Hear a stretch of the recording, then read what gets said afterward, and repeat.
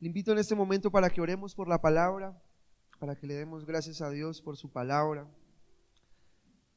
Les comento una historia que leí de un hombre de Estados Unidos, no recuerdo el nombre, pero él tuvo un accidente y se quemó su cuerpo, su cara, sus manos, no podía ver, no podía oír.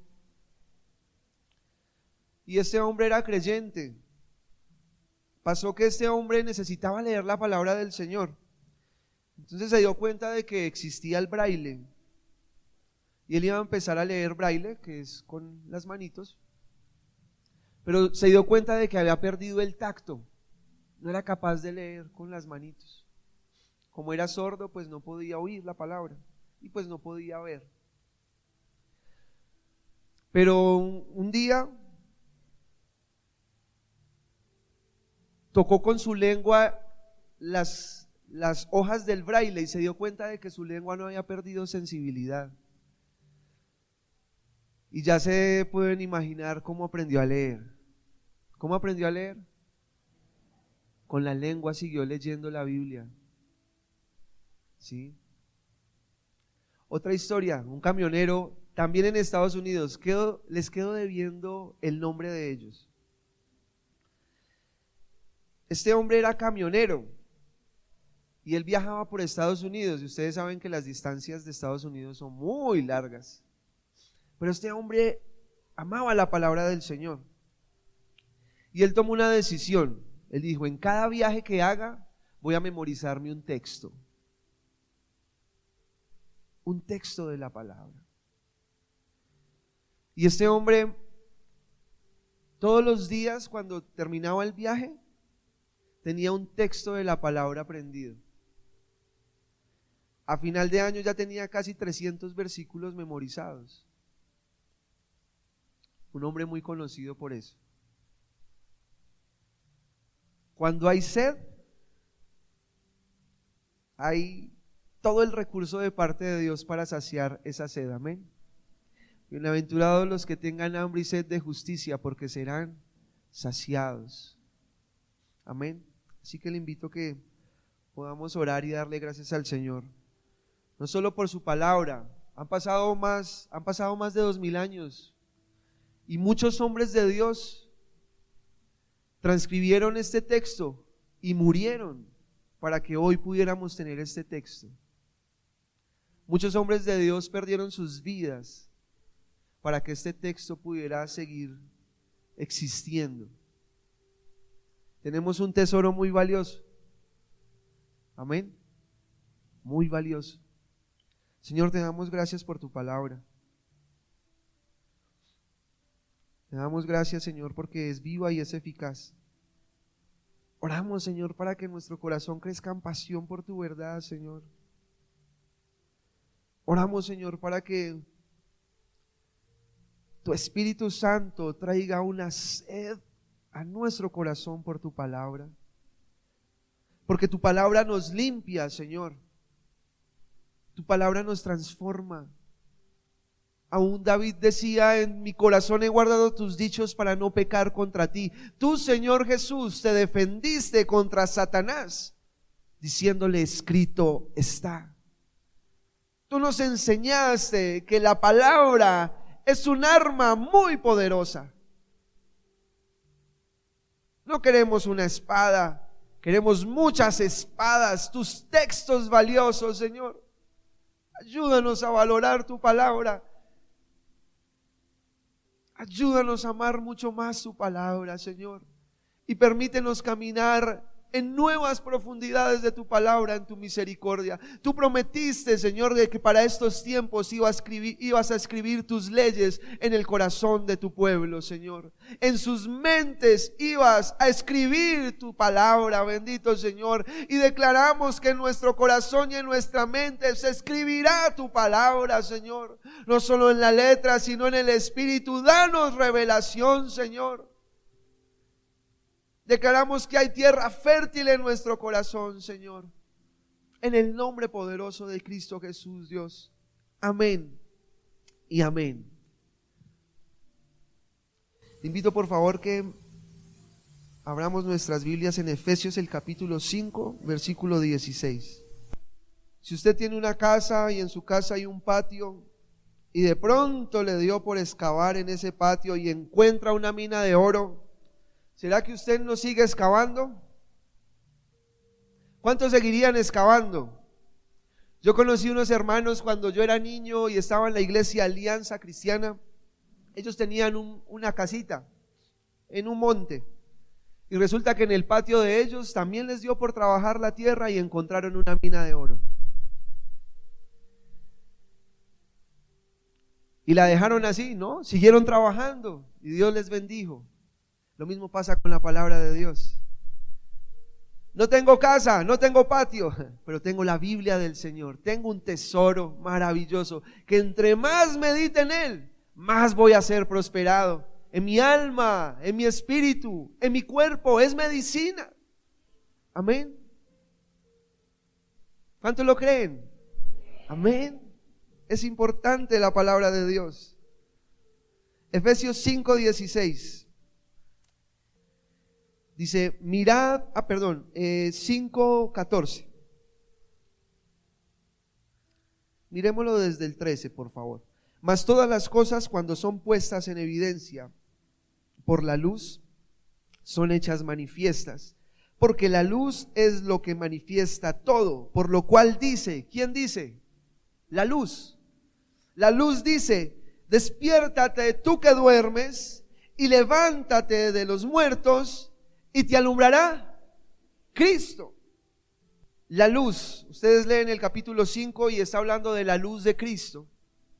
Pero acá en este texto, versículo 14, hay una necesidad. Dice, despiértate tú que duermes, levántate de los muertos y te alumbrará Cristo. Mirad pues con diligencia cómo andéis, no como necios, sino como sabios, aprovechando bien el tiempo, porque los días son malos. Por tanto, no seáis insensatos, sino entendidos de cuál sea la voluntad del Señor. No os embriaguéis con vino, en lo cual hay disolución, antes bien sed llenos del Espíritu, hablando entre vosotros con salmos, ¿con qué más?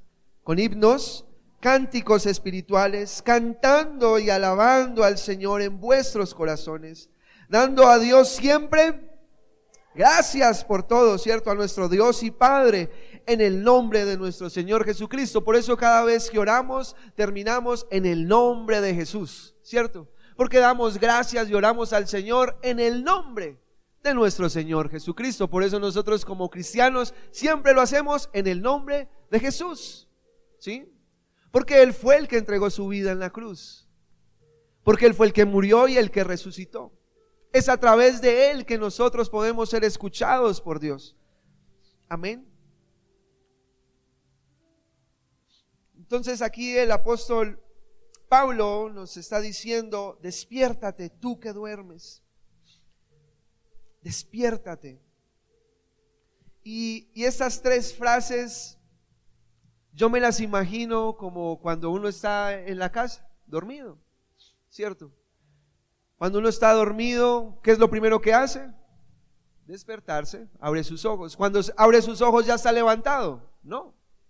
Una cosa es despertarse y otra cosa es levantarse. Uno está despierto, uno toma la decisión si se levanta o si sigue otros 5 minuticos más. Pero esos 5 minuticos se le puede convertir en una hora. ¿Cuánto les ha pasado? ¿Sí? Se levanta, ¿cierto? Y normalmente nos levantamos en la mañana, ¿sí? ¿Cuántos se han levantado, nuestros hermanos, cuando salimos a estudiar o a trabajar, o a la oración de varones que están invitados este miércoles y el sábado también? Nos despertamos del sueño, nos levantamos, ¿y qué es lo primero que nos alumbra? El sol, ¿cierto? Entonces me imagino ese momento. Cristo Jesús como esa gran lumbrera para nuestras vidas. La necesidad de levantarnos para poder movilizarnos. Y el despertarnos para poder ser conscientes de nuestra realidad, ¿sí? Es necesario. Cuando estamos despiertos nos damos cuenta de nuestra realidad. Algunos se despiertan y no saben dónde están. ¿Dónde estoy? ¿Sí? Y resulta que está en su habitación. ¿Cuántos se han despertado así? Desubicados, ¿Sí? De pronto, ¿cuánto les gusta voltear la cama? ¿Sí? Mi suegra le gusta voltear la cama, no sé por qué. Y se sienten desubicados. ¿Saben, mis hermanos? A veces como creyentes podemos estar despiertos y ser conscientes de nuestras realidades, ser conscientes de nuestras situaciones, ser conscientes de nuestras fragilidades, ser conscientes de las circunstancias que estamos viviendo, pero no estamos dispuestos a levantarnos. Amén. Eso pasa. ¿Por qué? Porque cuando nos despertamos decimos, otra vez lo mismo. Otra vez estoy viviendo esta situación. Esto no ha cambiado. Esto sigue igual. Otra vez lo mismo. Y el creyente decide seguir durmiendo que levantarse. ¿A cuántos nos ha pasado? ¿Cuántas personas estando tristes se duermen? Y cuando se despiertan, no quiero seguir. Se vuelve y se duerme. ¿Por qué? No quiere seguir frente a la realidad que está viviendo. Y hay muchos creyentes que podemos estar viviendo de esa situación, con esa situación, estar despiertos, ser conscientes de la realidad, ser conscientes de las pérdidas, ser conscientes de lo que se destruyó, ser conscientes de lo que no se ha reparado. Eso pasaba mucho con los chicos que vivían aquí en el tercer piso. Se despertaban y sabían que se les iba a entrar el agua, pero seguían durmiendo. Algunos sí se levantaban y limpiaban. Pero muchas veces pasa eso. Podemos despertarnos a medianoche, ¿no? ¿Cierto? Algunos se pueden despertar porque sintieron un sonido en el techo. ¿Cuánto les ha pasado? Vaya, revise la puerta atrás, que yo sentí por allá que hay algo. Otros se duermen. Ay, no, eso no es nada. ¿Sí? Eso es un gato. Otro gato, como decía el chavo. Otro gato. Pero no solo es necesario ser conscientes de la realidad. Amén. Muchos cristianos son, no, es que yo oro poquito, es que me cuesta adorar, es que me cuesta memorizar la palabra, me cuesta tener hábitos de la lectura de la palabra del Señor. Me cuesta relacionarme con mi hermano, me cuesta tener buenas relaciones con las personas, me cuesta tener una buena comunicación con mi esposa. Son conscientes de sus realidades. Soy penoso, me da pena estar en público, se me dificulta ser buen administrador con los recursos, ¿sí? Y son conscientes de las realidades. He tenido muchos inconvenientes en medio de mis trabajos porque tal vez mi carácter es difícil. Tengo inconvenientes en medio de mi familia o en medio de la iglesia o en el ministerio. Y somos conscientes de nuestras realidades. Se podría decir que estamos despiertos, ¿amén? ¿O no? Estamos despiertos, pero todavía estamos en la cama. ¿Amén? Todavía estamos en la cama. ¿Y en la cama qué es la cama? La comodidad, ¿no? El calorcito, la cobijita. No, acá estoy arrunchadito, otro poquito, ¿sí? Sí, yo estoy despierto, yo sé mis condiciones, yo sé estas situaciones, pero, ay, me voy a voltear al otro ladito. Voy a darle la espalda a la realidad que estoy viviendo. Y cuando otra vez la vuelvo a sentir, le doy la espalda al otro lado. Y cuando la tengo acá, mejor me voy para el otro lado. Y así, y doy vueltas, y doy vueltas, y doy vueltas, y doy vueltas. Consciente de mi realidad. Y pueden pasar dos cosas. Sigo consciente, dándole vueltas, acomodándome, ¿cierto? Entonces puedo coger una cobija que se llaman distracciones, ¿cierto? Puedo coger una cobija ¿qué más? ¿Qué otra cobija podemos coger? El Facebook, ¿cierto? Películas, comida. ¿Qué otra cobija podemos tomar? El trabajo también, la televisión. ¿Qué más? Netflix también. La pereza. John Piper, un predicador bautista, decía lo siguiente, y me corrigen si no sé pronunciar. Twitter dice: en el último día del juicio, cuando el Señor esté delante de todas las personas, el Twitter y el Facebook van a ser los jueces de las personas que dijeron que no tenían tiempo para orar. O sea, estamos en un tiempo donde hay muchas formas para poder relacionarnos con las personas. Y no podemos decir de que no tenemos tiempo. Sí hay tiempo. Si algo tiene esta generación es tiempo. Uno ve personas que estudian 2 carreras, que hacen especializaciones, que tienen 2 trabajos.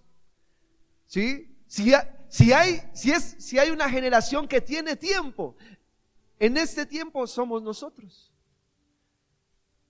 Si vamos a irnos a algún lado, antes tenían que ser viajes de meses, ahora los viajes duran horas. ¿Sí o no? Vamos a hablar con alguien, llamamos, no tenemos que enviar cartas. Si hay una generación que tiene tiempo, somos nosotros. Si hay una generación que necesita caracterizarse por tener tiempo en la presencia de Dios, debe de ser nosotros. Amén. ¿O no? Amén. Hay hombres de Dios que de 1800, 1900, que viajaban a caballo. Hay unas historias de, no recuerdo los nombres, pero él viajaba a predicar el evangelio, se le moría el caballo en viaje y seguía, y cogía otro caballo y seguía. Muchos hombres de Dios murieron de tuberculosis porque enfrentaban los inviernos, pero ellos necesitaban poder hacer la voluntad de Dios. Que el Señor nos ayude, amén. Nos despierte, nos permita ver la realidad que tenemos, pero no solo la realidad. Lo que yo estoy hablando en este momento son palabras de nuestra realidad. Lo que sigue es levantarnos. Amén. Lo que sigue es levantarnos. Es importante levantarnos. Amén. Ahora, este término despiértate tú que duermes. Miremos Mateo 25:5.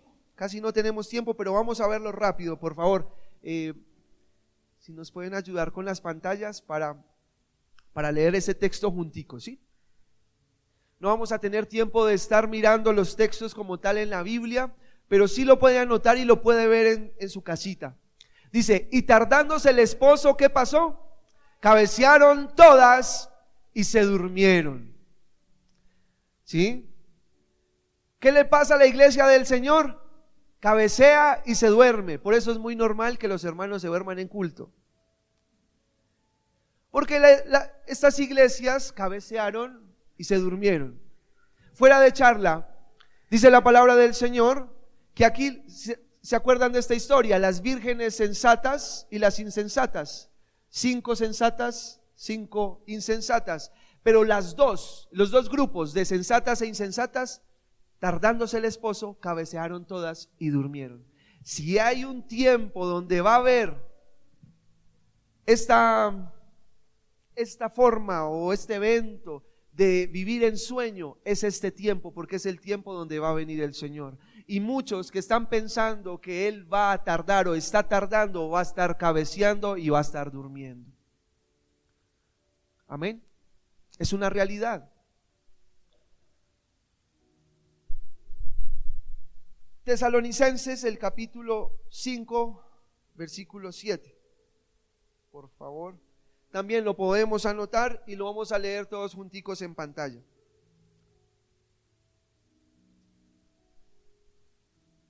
Dice: pues los que duermen, ¿duermen de qué? De noche. Y los que se embriagan, de noche se embriagan. ¿A qué compara la palabra del Señor al que duerme? A alguien que se embriaga. ¿Cierto que sí? ¿O no? ¿Cierto que sí? El texto nos está mostrando eso, que una persona que duerme es igual a una persona que se embriaga. Dice, los que duermen, de noche duermen, y los que se embriagan, de noche se embriagan. Y aquí la palabra del Señor está hablando en ese capítulo 5 de la venida del Señor.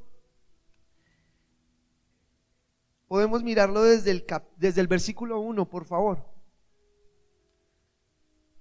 Gracias, Pipe. Dice, pero acerca de los tiempos y de las ocasiones no tenéis necesidad, hermanos, que yo os escriba. Versículo 2. Porque vosotros sabéis perfectamente que el día del Señor vendrá así como ladrón en la noche. ¿Cuántos saben eso? ¿Cierto? Entonces, esta es como una carta como para nosotros, ¿cierto? Que cuando digan paz y seguridad, entonces vendrá sobre ellos destrucción repentina, como los dolores a la mujer encinta, y no escaparán. Versículo 4 dice, mas vosotros, hermanos, no estáis en tinieblas. Dígale a su hermano, mas vosotros, hermanos, no estáis en tinieblas. Tu hermano, no estáis en tinieblas, para que aquel día os sorprenda como ladrón. A la iglesia del Señor no le va a sorprender la venida del Señor como a ladrón en la noche, porque vamos a hacer una iglesia que se va a preparar, amén, para la venida de su Señor. Versículo 5, porque todos vosotros sois hijos de luz. Dígale a su hermano, usted es hijo de luz. Es hijo de luz e hijos del día. No somos de la noche ni de las tinieblas. Por tanto, no durmamos como los demás. Hay hombres y mujeres que están durmiendo, y lastimosamente hay gran parte de la iglesia que está durmiendo. Dice, si no, velemos y seamos sobrios. Entonces, para que el que duerme necesita velar, y el que está embriagado necesita estar sobrio. Pero los que duermen de noche duermen, y los que se embriagan de noche se embriagan. Y miremos el 8, porfa, Pipe. Pero nosotros que somos del día, seamos sobrios, habiéndonos vestido de la coraza de fe y de amor, y con la esperanza de salvación como yelmo, amén. Seguros, somos una iglesia segura de la salvación, amén. No por nuestras obras, sino por lo que Cristo hizo. Usted puede estar seguro, no dude que usted es salvo en el Señor. Y si le pasa alguna situación difícil, tome el yelmo de la salvación. Cuando dice tome el yelmo de la salvación, es llene su cabeza de las palabras, de los textos que hablan que Jesucristo entregó su vida por usted, que usted es tesoro valioso para el Señor, que usted ha sido justificado, que la sangre de Jesucristo ha sido derramada por su vida. Amén. Ese es el yelmo de la salvación. Usted tomar la palabra de Dios para creer en lo que Cristo ha hecho a favor de su vida, que le hace entender de que usted es salvo. Coraza de fe y de amor. La coraza se coloca en el pecho. Hay cosas en nuestro corazón y en nuestras emociones que atacan la fe y el amor. Amén. Hay circunstancias en nuestra vida, hay circunstancias en medio de nuestra vida que atacan estas dos cosas. Situaciones, momentos, relaciones que atacan el corazón. Pero hay un arma que se llama la coraza, una armadura, perdón, la coraza de fe y de amor. Entonces, si lo está atacando la duda a través de las circunstancias, usted va a tomar textos que hablen de la fe. Todo lo puedo en Cristo, porque Él me fortalece. Amén. Yo sé que esta leve tribulación momentánea traerá un peso mayor de gloria. Amén. Y va a tomar textos que van a fortalecer su fe. El amor. Estos son tiempos donde el amor va a ser tocado fuertemente, y lo que va a empezar a suceder a causa de la maldad y del tiempo de oscuridad que estamos viviendo es olvidarnos del amor. Y tenemos que tomar textos en la palabra de Dios para aferrarnos al amor del Señor. Amén. Al amor de Dios. Porque van a haber flechas, van a haber circunstancias que van a atacar el corazón de la iglesia para que se vuelva fría en torno al amor. Amén. También es una armadura que necesita Necesitamos entender más en torno a la fe y más en torno al amor. Amén.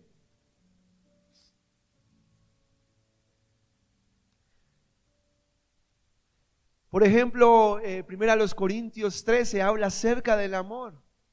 Nos da una explicación muy amplia de cómo es el amor. Meditar en ese texto, pensar en ese texto, estudiar en torno a ese texto de 1 Corintios 13 nos permite entender cómo es el amor, para que lo pueda estudiar en su casa. Entonces concluimos a través de Tesalonicenses de Tesalonicenses capítulos 5 y 7 que el dormirse trae embriaguez.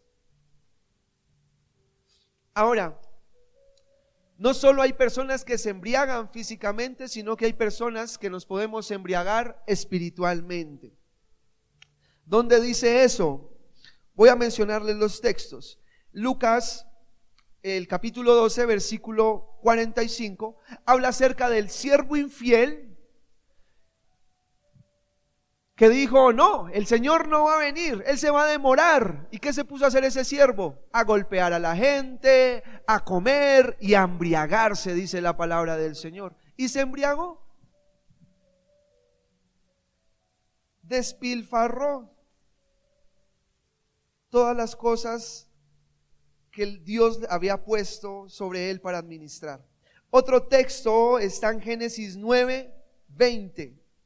Noé fue salvo del diluvio, ya se había ido el diluvio, y sucedió que Noé plantó una viña, labró la tierra, plantó una viña, y resulta que de la viña hizo vino, y se puso a tomar vino Noé, y se emborrachó. ¿Cuántas personas podemos embriagarnos a razón de la bendición de Dios? Amén. Dios te ha dado la fuerza para labrar, Dios te ha dado bendición para labrar, Dios te ha dado una viña que te produce frutos, pero resulta que esos frutos, lo que estás haciendo con esos frutos es embriagarte. Y muchas veces nuestra bendición se convierte en embriaguez. Espiritualmente puede pasar, amén. Y nos podemos embriagar con vanidad, nos podemos embriagar con orgullo, con altivez, nos podemos embriagar con indiferencia, porque Dios nos está bendiciendo en nuestros trabajos, porque nos está yendo bien. Y así como Noé plantó una viña y comió de ella y se emborrachó, eso mismo puede pasar. Un hombre que era salvo, un hombre que Dios lo llamaba justo, pero un hombre que la tierra que labró no supo administrarla porque se embriagó con el fruto de ella. Y muchos de nosotros, al ser bendecidos, podemos tomar ese recurso de bendición y embriagarnos. Amén. Puede pasar. Otra forma de embriaguez está en Lamentaciones capítulo 3, versículo 15. Ese texto dice: me llenó de amargura, me embriagó de ajenjo. Algo que también embriaga el corazón del hombre es la amargura. Algo que embriaga el corazón del hombre, me llenó de amargura, me embriagó de ajenjos. Algo que puede suceder en el corazón del hombre es embriagarse por la amargura, por el ajenjo. Dice la palabra de Dios que la raíz de amargura hace perder la salvación. La gente se sale de la salvación de Dios, porque tal vez vivió situaciones tormentosas, tiene problemas de falta de perdón, tal vez abusaron de esa persona, tal vez hicieron algo injusto con esa persona y esa persona se llenó de rencor, se llenó de ira, se llenó de odio, y lo que sucedió fue que se embriagó con amargura. Y el ajenjo es una raíz, y esa raíz cuando crece no deja que nada se siembre alrededor de ella, porque ella seca la tierra.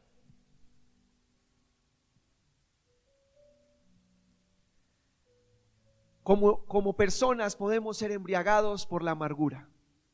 Amén. Eso puede pasar. Como podemos embriagarnos a causa de la bendición que Dios nos entregue, también nos podemos embriagar por el odio, por la amargura, por los celos, por las contiendas, podemos embriagarnos. Otro texto, Jeremías 51:7. Hay naciones que pueden estar embriagadas. Y vamos a verlo en Jeremías el capítulo 51. Y hay pueblo de esas naciones que se pueden embriagar por lo que esa nación les está entregando. Copa de oro fue Babilonia en mano de Jehová, que embriagó a toda la tierra. De su vino bebieron los pueblos, se aturdieron por tanto las naciones. Otra traducción dice, se enloquecieron. ¿Cuántas personas o cuántas naciones, por tomar de lo que le dan sus líderes que están gobernando esas naciones, pueden embriagarse? En inmoralidad, en violencia. Nosotros somos una nación que en nuestra historia habla de violencia, ¿o no? Los liberales, los conservadores, las guerrillas, el narcotráfico. Por naturaleza, el colombiano tiene raíces de violencia.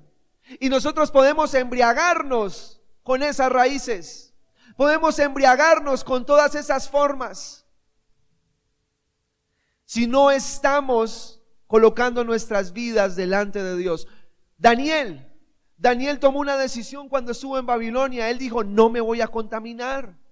Él decidió no embriagarse con lo que le estaba proporcionando el mundo a él. ¿Cuántos jóvenes pueden embriagarse por lo que sus universidades le entregan? ¿No? Sus colegios, sus grupos de amigos. ¿O cuántos hermanos en la iglesia pueden embriagarse por la forma como socializan su trabajo? Amén.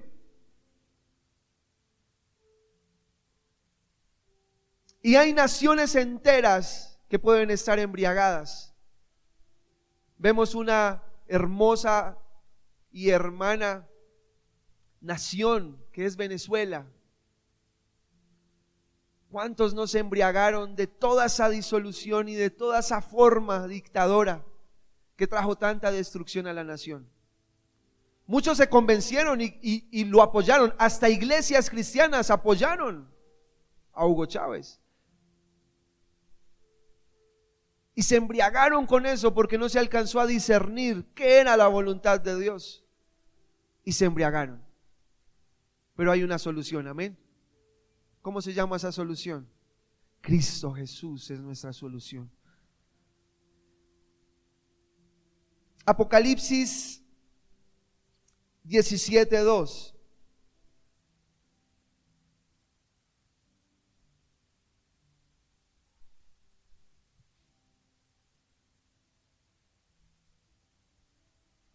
Dice, con lo cual han fornicado los reyes de la tierra y los moradores de la tierra ¿qué? Se embriagaron con el vino de ¿qué? ¿Cómo así que hay un vino que se llama fornicación? Hay un vino que se llama fornicación. Y está diciendo, acá es un texto que habla acerca de la Babilonia o de toda la influencia con la cual se ha estado gobernando la tierra. El pastor Juan Daniel nos estuvo hablando de Babilonia desde Nimrod hasta el día de hoy, que Babilonia significa confusión. ¿Cuántos no saben que estamos en tiempos de confusión, no? Son tiempos de confusión. Estamos en tiempos de confusión. La gente no sabe por quién votar, la gente no sabe por qué creer, la gente no sabe ya qué decisión tomar, si soy hombre, si soy mujer, si soy perro, si soy gato. Hay confusión. Pero Jesucristo dijo, yo soy el camino, yo soy la verdad y yo soy la vida, amén. Él es nuestra verdad. Pero nos podemos embriagar con el vino de la fornicación. Y no solo de la fornicación física, sino también de la fornicación que produce la idolatría.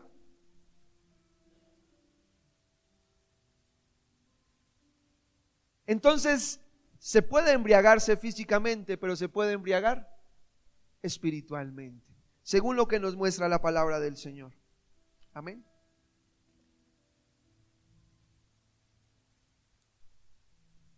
¿Puedo estar otra media horita? ¿Sí? ¿12:30? ¿Sí? Listo. Gracias. Entonces, el dormir produce embriaguez. Podemos estar dormidos a causa de todas estas cosas, o podemos estar despiertos y ser conscientes de todas estas cosas y no levantarnos. Amén. Despiértate tú que duermes y levántate de los muertos. Miremos esa frase, levántate de los muertos. Ese término levantarse significa levantarse. Me levanto de, también. Corresponder, también significa, levantarse significa corresponder. ¿Cuántas personas no se despiertan, cierto? Digamos mamás, cabezas de hogar, que se despiertan y estaban muy cansadas por trabajar, pero ellas tienen que corresponder, cierto, a causa de esa responsabilidad que tienen con sus hijos. Dicen, no, tengo que levantarme. Y ese término de levantarse también significa corresponder. Otro término es avanzar. Y otro es para levantar. Entonces, levántate de los muertos, avanza, corresponde al cuánta misericordia Dios te ha entregado, corresponde a la vida eterna que Dios te ha dado, corresponde a la preciosa familia que Él te ha entregado, corresponde a todo el amor de Dios para con tu vida. Y levántate, corresponde. Amén. Levántate de los muertos, corresponde, salte de ahí, ese no es tu lugar. Levántate, avanza. Ya eres consciente de las realidades. Si eres consciente de las realidades, eres consciente de que puedes levantarte.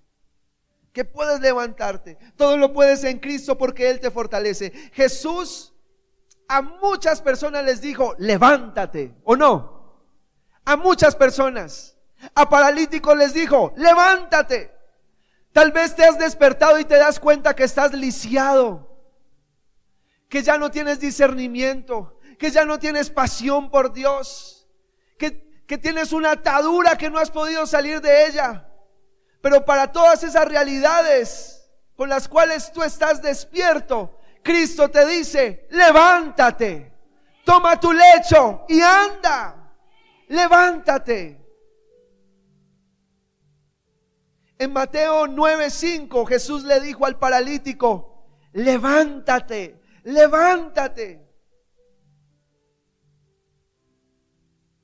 Él también le dijo, tus pecados te son perdonados, levántate.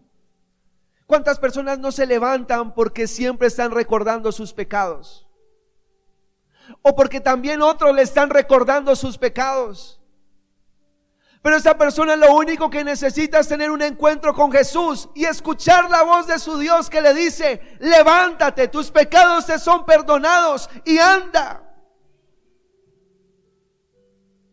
Mateo 9:9, Jesús iba pasando y se encontró con Mateo, el recaudador de impuestos, y le dijo, levántate y sígueme.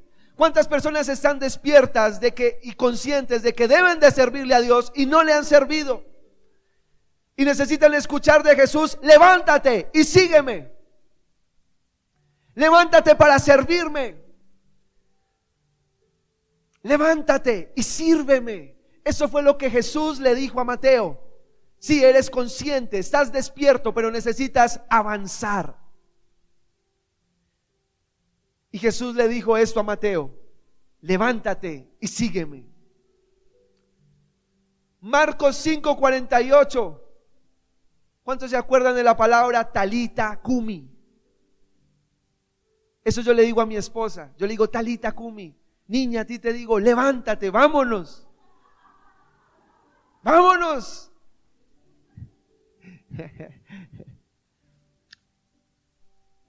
Levántate. Jesús tiene el poder aún para levantar de entre los muertos.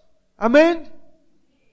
Él es capaz de decirle a alguien: oye, a ti te digo, levántate, levántate. Él no nos ve como muertos. Nos puede ver como gente dormida, pero no como muertos. Por eso hay esperanza en el nombre de Jesús. Si alguien te ve como muerto, reprende esas palabras. Estás durmiendo, necesitas la palabra del Señor para levantarte de esa condición. Él es la resurrección y la vida, y todo el que crea en Él, aunque esté muerto, vivirá. No, tu matrimonio ya está acabado. No, esa relación ya se acabó. No, tú ya no sirves para nada. Eres la oveja negra en medio de tu hogar. No, si crees en Jesús, Él es la restauración. Él es la resurrección y la vida, y el que crea en Él, aunque esté muerto, vivirá en el nombre de Jesús. Marcos 10:49. Jesús le dice a un ciego, le dijo a un ciego, le dijo: ten confianza, levántate. ¿Cuántas personas no se levantan porque no tienen confianza? Han perdido la confianza, han perdido la fe, han perdido la esperanza. ¿Para qué intentarlo si otra vez vuelvo a fallar? ¿Para qué levantarme de esta condición si vuelvo a seguir en las mismas? Pero Cristo tiene una palabra para decir: ten confianza, levántate. Ten confianza, soy yo el que te está diciendo: levántate. Y esa puede ser una trampa de Satanás para ser atormentados estando ahí despiertos, pensando: no, yo ya no cambio, yo ya soy así. Loro viejo no aprende a hablar. Pero Jesús nos dice: ten confianza, levántate, ten confianza. Vuelve a intentarlo, vuelve a creer en esa palabra, vuelve a creer que eres capaz de olvidar, vuelve a creer que eres capaz de perdonar, vuelve a creer que eres capaz de ver la sanidad del Señor, vuelve a creer que eres capaz de levantarte y restaurar tu hogar, vuelve a creer que yo puedo hacer nuevas cosas, vuelve a creer. Ten confianza y levántate. Y se levantó el ciego y vio. Amén. Y por último, despiértate tú que duermes, levántate de los muertos y te alumbrará Cristo. ¿Cuántos declaran esto? Nos alumbrará Cristo. Cristo nos alumbrará. Levanta un fuerte aplauso al que es digno de gloria y de honra. Jesucristo nuestro Señor, nuestro Dios, nuestro Salvador. En Juan el capítulo 8, el versículo 12, Jesús dijo: yo soy la luz del mundo.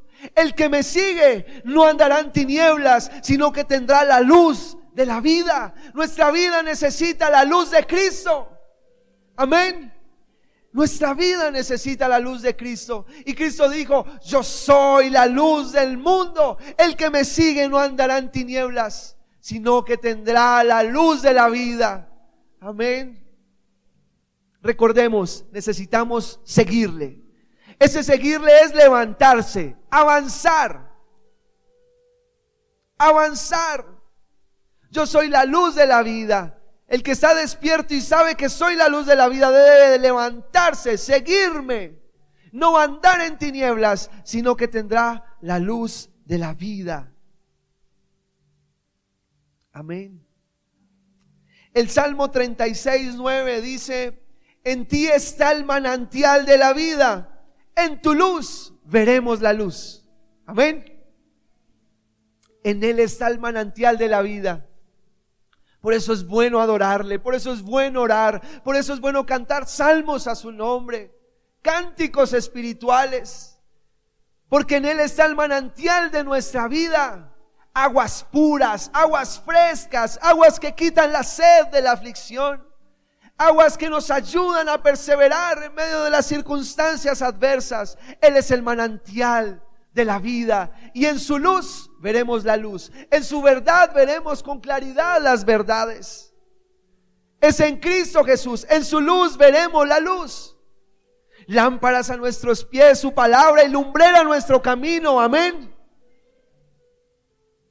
Él es nuestra luz. Él es la resurrección y la vida. Apocalipsis 22:16 dice que Él es la estrella de la mañana.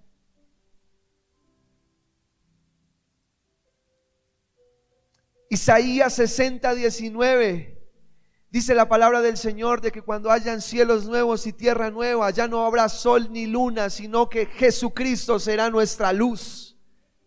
Él será nuestra luz. El Señor es nuestra luz. Y aquí les voy a leer una promesa maravillosa para que usted la guarde en su corazón, la crea.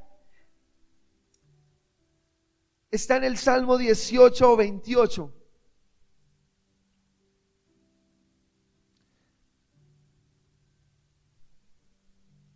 Salmo 18:28. Dice, tú encenderás, podemos leerlo juntos. A la cuenta de 3, 1, 2, 3. Tú encenderás mi lámpara, Jehová mi Dios alumbrará mis tinieblas. Amén. Amén. Pipe, de pronto tenemos ahí traducción lenguaje actual de ese texto, Salmo 18. Me pareció muy hermoso cómo se habla de ese texto. ¿Cómo lo tradujeron ahí? En traducción lenguaje actual, para que lo podamos leer. Es muy hermoso, porque está el Salmo 128 hasta el capítulo 30.